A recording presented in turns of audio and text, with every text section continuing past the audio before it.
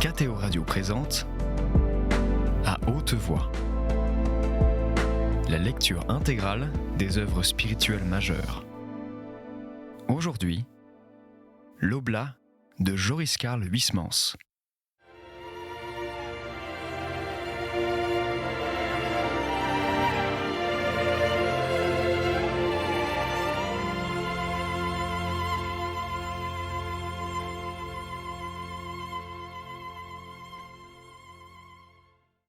Chapitre 2. Eh bien, Madame Bavoil, vous n'êtes pas étonnée de vous trouver assise ici à 2 pas d'un cloître avec moi ? Mais notre ami, pourquoi serais-je étonné ? Il y a longtemps que le lot des surprises ne se tire plus pour moi. Quand le cher abbé Gévresin est mort, j'ai dit à Dieu, faut-il demeurer à Chartres, retourner à Paris ou aller rejoindre le brave Durtal qui m'offre un gîte ? Que vous en semble ? Puisque vous vous êtes constitué l'intendant des biens de ma pauvre âme, régissez-les à votre guise et dirigez-moi sur ma nouvelle route sans trop d'à-coups. Cependant, si c'était un effet de votre bonté, mon diligent Seigneur, je voudrais bien ne pas me dépiter en de longues attentes. Agissez donc, s'il vous plaît, vite. Et vous voilà. Dame, sauf erreur, c'est la réponse que j'ai cru entendre. Mais ce n'est point tout cela. Si je suis ici auprès de vous, au Val des Saints, c'est pour m'occuper de votre ménage et vous servir. Causons donc un peu de ce pays, de la vie qu'on y mène, des ressources dont il dispose pour organiser notre train-train et nous nourrir. Le village, vous l'avez vu au sortir de la gare, il se compose d'une rue et de quelques chemins bordés de chaumines. Il contient environ 200 feux, possède une boutique de boucher, une de boulanger, une d'épicier, débitant du tabac et de la mercerie. Telles sont les ressources, les denrées s'y présentes, sinon onéreuses, au moins exécrables. Et il est nécessaire de se rendre pour s'approvisionner à Dijon toutes les semaines.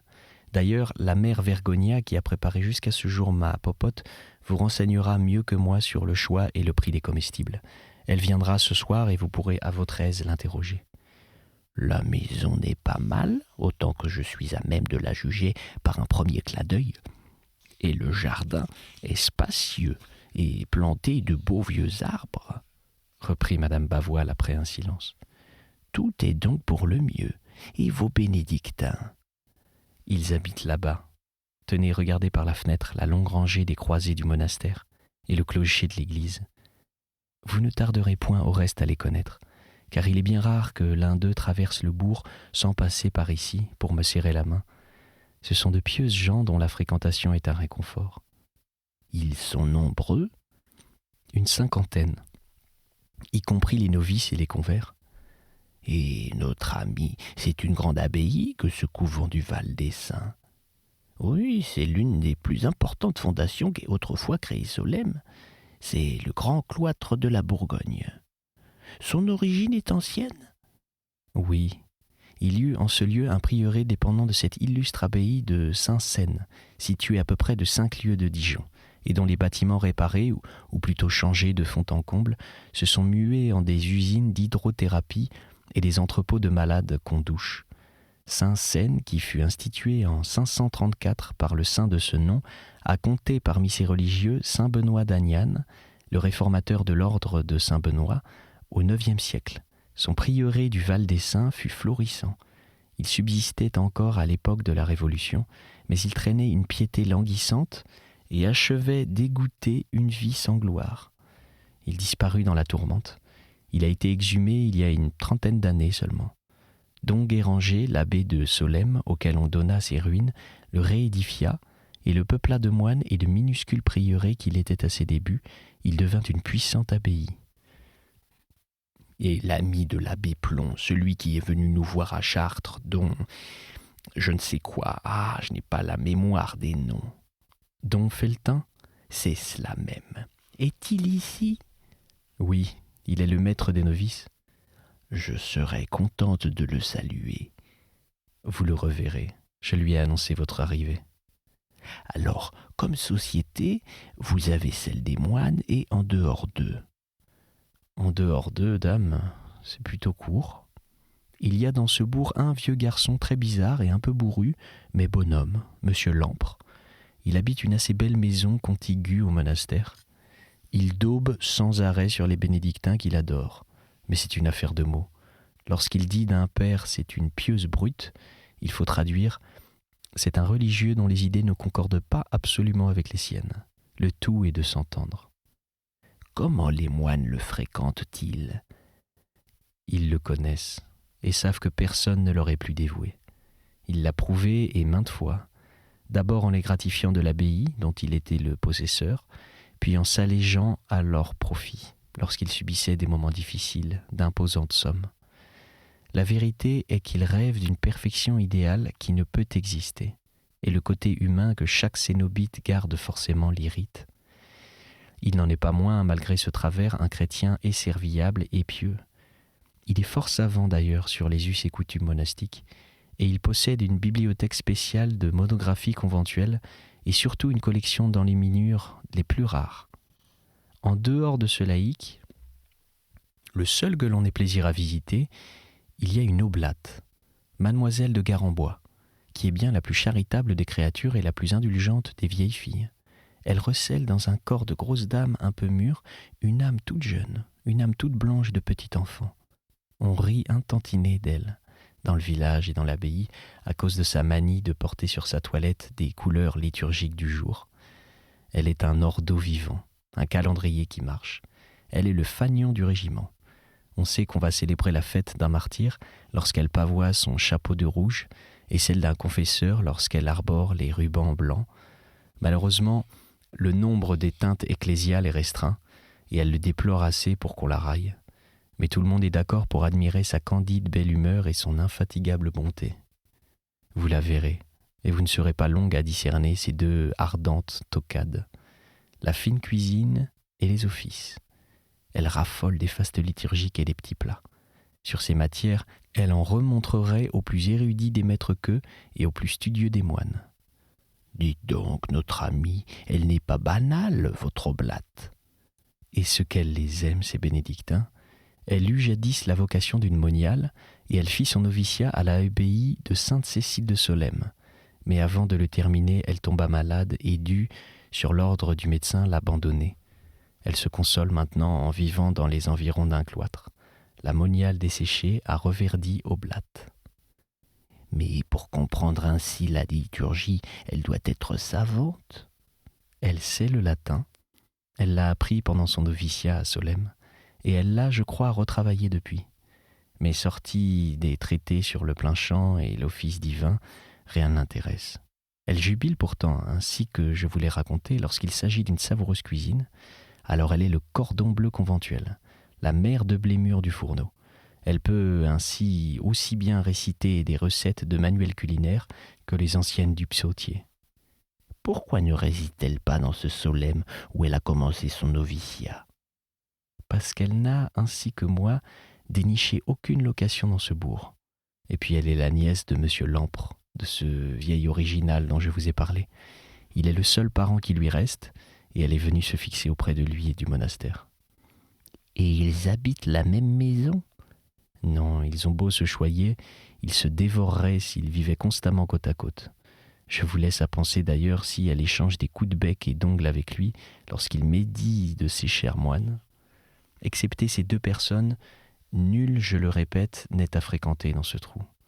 Les paysans sont cupides et retors, et quant aux gourdes armoriées, aux noblaillons qui croupissent dans les châteaux des alentours, ils sont certainement, au point de vue intellectuel, encore inférieurs aux rustres.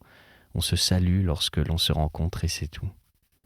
Et comment sont-ils avec le monastère ? Mal. Ils l'exècrent pour des causes qui, si elles ne sont pas héroïques, sont bien humaines. D'abord, les bénédictins régissent ici la paroisse. Autrement dit, le curé est un des religieux de l'abbaye. L'église du Val des Saints est à la fois abbatiale et paroissiale. Or, le père curé ne peut accepter les invitations des châtelains et parader dans leur salon comme le pourrait faire un prêtre plus libre. Les hobereaux n'ont donc pas de desservant qui soit à eux, sur lequel leurs femmes puissent mettre la main mise et diriger au mieux de leurs propres intérêts, premier griffe. Ensuite, parmi les seigneurs du lieu, figure une impérieuse baderne, plus ou moins blasonnée, qui aime à chanter les morceaux d'opéra ajustés par les scélérats de la piété, au culte, à diverses reprises. Ce baron des Atours a tenté d'obtenir, au moment du mois de Marie, la permission de roucouler ses falibourdes dans l'église. Les moines l'ont naturellement rabroué. La musique de Sous-Gounod et de Sous-Massenet n'étant pas encore, Dieu merci, admise dans les cloîtres. Alors ses amis ont pris fait et cause pour lui, et ils ne pardonneront jamais à l'abbaye d'avoir empêché la dite baderne de souiller, avec le filet saumâtre de sa voix, les murs du sanctuaire. Second griffe, et celui-là n'est pas le moindre. Eh bien, ils sont de jolis cocos, vos nobles. Ce sont des coulis d'imbécilité, des sublimés de sottises. Nous sommes en province, Madame Bavoil. Et les paysans sont-ils aussi mal disposés pour le couvent ? Ils vivent de lui. Ils en reçoivent des bienfaits et par conséquent, ils le haïssent.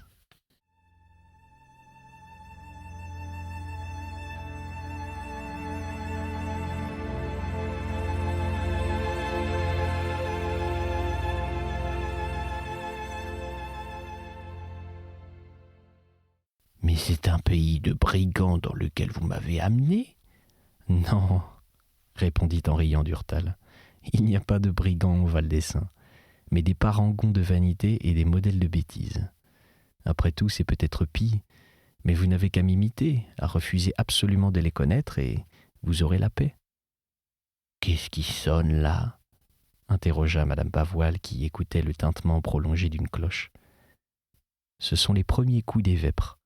Il doit être 4h moins 10, plus 1 minute, fit Durtal qui consulta sa montre. Nous allons aux vêpres ? Certainement, d'autant que ce sont celles de l'exaltation de la Sainte-Croix ce soir.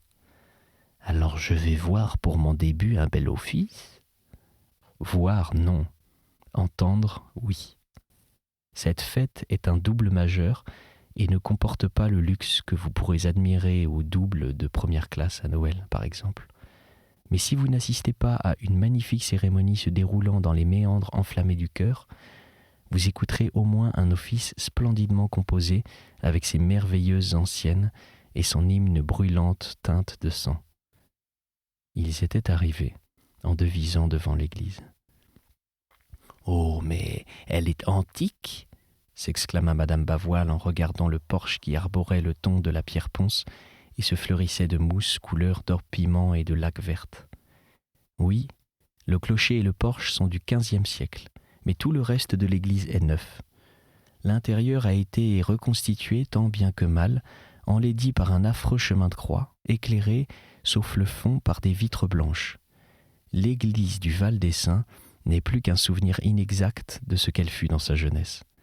Cependant, l'abside, avec ses anciennes stalles qui proviennent d'une autre abbaye, et son autel qui, bien que moderne, est habile, n'est pas trop offensante. Jugez-en. Ils entrèrent. La nef s'étendait, assez vaste, sans piliers, écartelée d'un transept contenant d'un côté une chapelle de la Sainte Vierge, de l'autre une chapelle de Saint-Joseph. Elle était mal éclairée, presque noire. Au bout, 2 rangs de stalles s'allongeaient à droite et à gauche du sanctuaire, allant à partir de la table de communion jusqu'à l'autel en pierre, de forme gothique, qui se détachait sur un mur peint en trompe-l'œil d'un rideau brun. Les vitraux modernes dressaient dans le haut de ce mur leurs lames droites de verre, enduites de personnages dont les nuances étaient à la fois criardes et molles. L'on discernait, lorsque le temps n'était pas trop couvert, Notre Seigneur et sa mère, habillés d'étoffes tubulaires d'un rouge acide de groseille et d'un bleu de Prusse dure.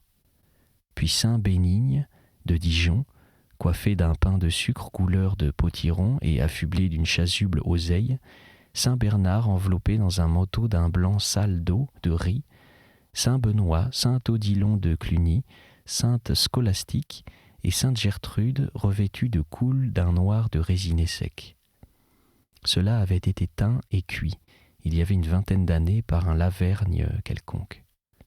Madame Bavoil, que ces affronts de la vue ne suppliciaient point, s'agenouilla, quand elle eut achevé son inspection sur une chaise, tira d'un énorme porte-lunettes des besicles rondes et se prit à lire dans un volume encombré d'images qu'elle baisa.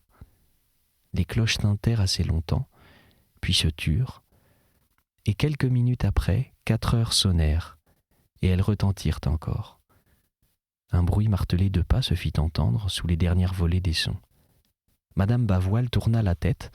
Par une porte située au fond de l'église, les moines entraient 2 par 2.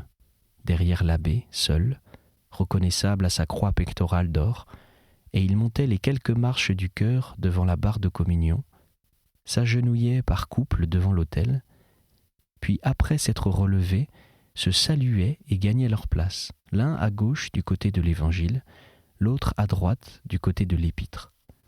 Et tous à genoux alors se signaient le front, et les lèvres se redressaient à un petit coup frappé par le père abbé sur son pupitre, et courbés en 2, attendaient un nouveau coup pour commencer l'office. None se déroula simplement psalmodier, et lorsque les moines eurent terminé, ils restèrent debout, inclinés encore, en silence, jusqu'à ce que l'abbé eût donné le signal d'entonner vêpres. Les psaumes étaient ceux des dimanches, si fréquents dans la liturgie des autres jours, que Durtal les savait forcément par cœur. L'intérêt reprenait surtout pour lui aux anciennes, aux réponses brefs et à l'hymne, mais ce soir-là il rêvait non pas au loin des offices, puisque l'office était la cause même de ses songeries, mais dans ses alentours. Il se répétait l'histoire de cette exaltation de la croix qu'il avait lue le matin dans les légendaires du Moyen-Âge. Et c'était d'abord la confuse évocation d'une indécise Asie, grimaçante et quasi folle. Puis la vision se précisait, s'arrêtait sur le ravisseur du gibet sacré, sur l'étonnant Cosroès, qui au 7e siècle envahit le territoire de la Syrie, prit d'assaut Jérusalem qu'il pilla, s'empara du grand prêtre Zacharie et triomphalement ramena dans son royaume de Perse le bois de la vraie croix laissée par sainte Hélène au lieu même où le Christ avait souffert. Une fois rentré dans ces états, l'orgueil démesuré de cet homme fit explosion. Il voulut être adoré comme le Seigneur, et il décréta tranquillement qu'il n'était ni plus ni moins que Dieu le Père. Pour s'appliquer tout entier à ce nouveau rôle, il abdiqua la souveraineté entre les mains de son fils, construisit une tour dont les murailles extérieures furent revêtues de plaques d'or, et il s'y enferma, au rez-de-chaussée, en une étrange salle cloisonnée de métaux précieux et incrustée de gemmes. Puis il voulut, ainsi que le Tout-Puissant, avoir son firmament à lui, et le plafond s'éleva à des hauteurs vertigineuses et s'éclaira le jour par un soleil savamment exercé, la nuit par une habile lune autour de laquelle pétillèrent les feux colorés des étoiles feintes. Ce ne fut pas assez. Ce ciel immuable, machiné par des centaines d'esclaves, le lassa. Il exigea les intempéries, les ondées, les orages, des véritables saisons, et il installa au sommet de la tour des appareils hydrauliques qui purent à volonté distribuer la pluie fine des temps qui se gâtent, les rafales d'eau des trombes, les gouttes amicales des soirs d'été. Il fit également apprêter des jets de foudre et de pesants chariots roulèrent dans les souterrains de la tour sur des pavés métalliques et ébranlèrent du bruit de leur tonnerre les murs. Alors il se crut l'indiscutable sosie du père et au fond de ce puits lamé d'or et ponctué de pierreries, fermé par la coupole d'un firmament de théâtre, il siégea, à demeure, sur un trône à la droite duquel il planta la croix du Sauveur, tandis qu'il huchait à gauche, sur la pyramide d'un fumier en filigrane d'argent bruni, un coq. Il entendait représenter de la sorte le Fils et le Saint-Esprit. Et ses anciens sujets défilèrent devant cette idole peinte et tiarée, immobile dans son manteau d'or, dardant des étincelles de toutes ces gemmes qu'embrasaient les rayons lumineux des faux astres, fulgurants, incombustibles, dans ce brasier de murs et d'étoffes tout en lueur. On se figure entre la croix et le coq, sous la mitre en flammes, la tête parcheminée, crevassée de rides, ravinant le front et les joues sous l'enduit des pattes, la barbe annelée et nattée, les yeux creux et déserts, vivant seul en cette statue d'or, adulée par les prières qui montaient autour d'elle dans les étourdissantes vapeurs des olivans, les prières qui invoquaient au nom de Jésus Dieu le Père. Cette mascarade dura combien de temps ? 14 ans, dit la légende. Toujours est-il qu'à un moment, l'empereur Héraclius parvint à réunir une immense armée et partit à la recherche de la Sainte Croix. Il rencontra près du Danube les troupes du ravisseur, défit en combat singulier son fils et rejoignit en Perse le vieux monarque dans sa tour. Khosroès ignorait que son fils eût été vaincu, car tous le haïssaient et personne n'osait lui annoncer cette nouvelle. Il faillit trépasser de rage lorsqu'il vit entrer, suivi de sa cour, l'empereur Héraclius, qui, l'épée à la main, lui dit « Roi, tu as malgré tout honoré à ta manière le bois du Christ. Si donc tu consens à avouer que tu n'es qu'un homme, et que tu n'es par conséquent que le très humble serviteur du Très-Haut, tu auras la vie sauve. Je reprendrai simplement la croix de notre Rédempteur et te permettrai de régner sur tes peuples en paix. Par contre, si tu refuses ces conditions, mal t'échera, car aussitôt je te tuerai. » En l'écoutant, les yeux de Khosroès flambèrent, rouges comme les prunelles nocturnes des vieux loups, et il se dressa pour maudire son adversaire et rejeter avec mépris ses offres.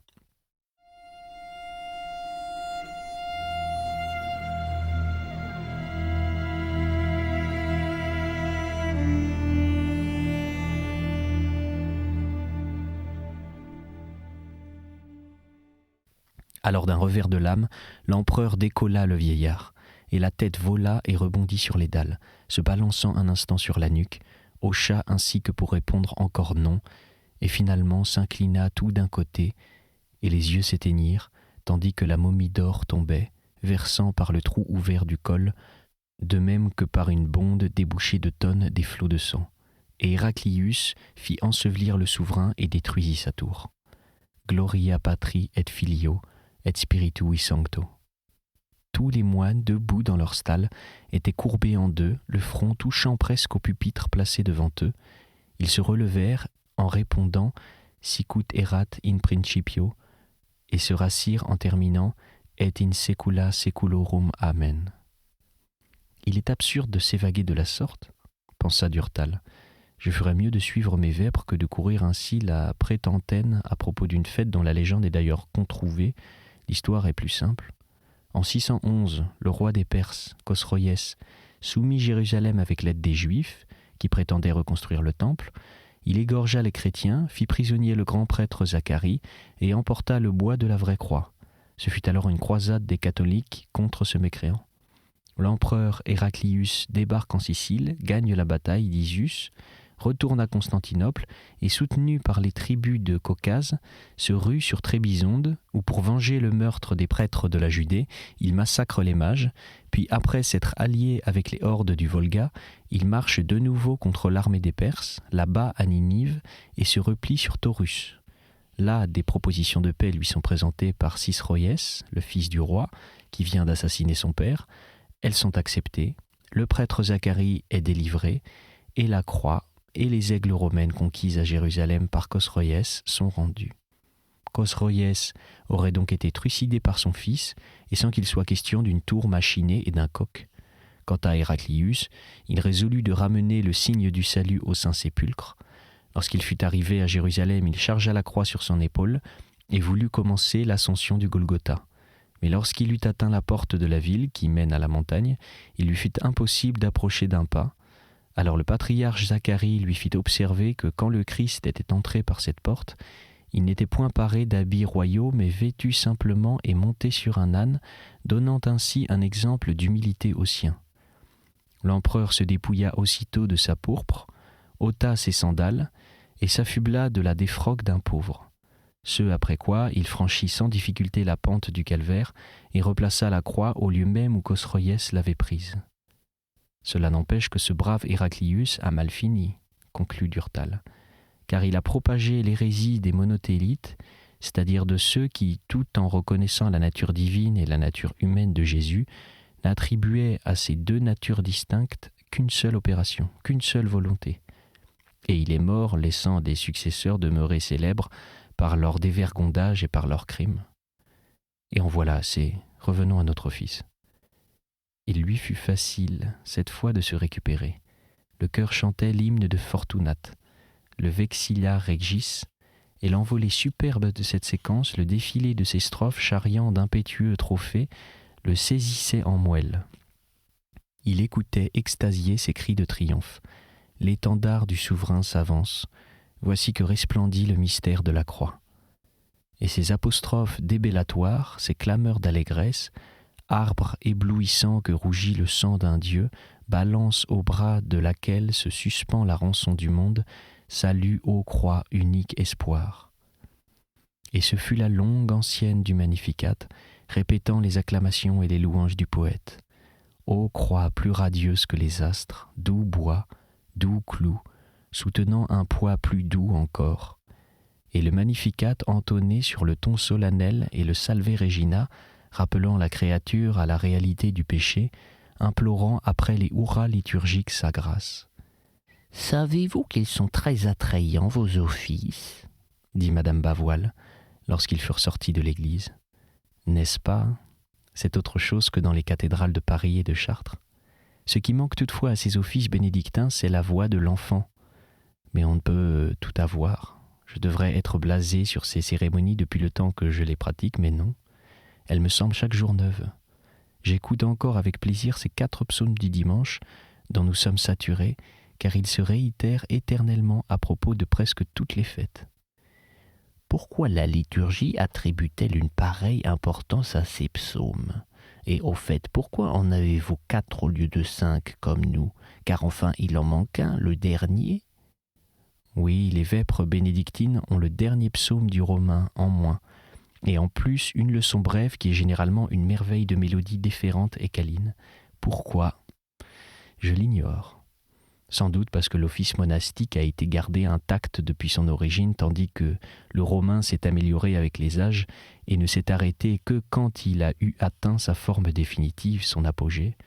Quant aux causes qui ont motivé le choix des 4 premiers psaumes du dimanche de préférence aux autres, pour empreindre de la parole du psalmiste tant de festivité, elles sont expliquées d'une façon plus ou moins illucide par les manuels.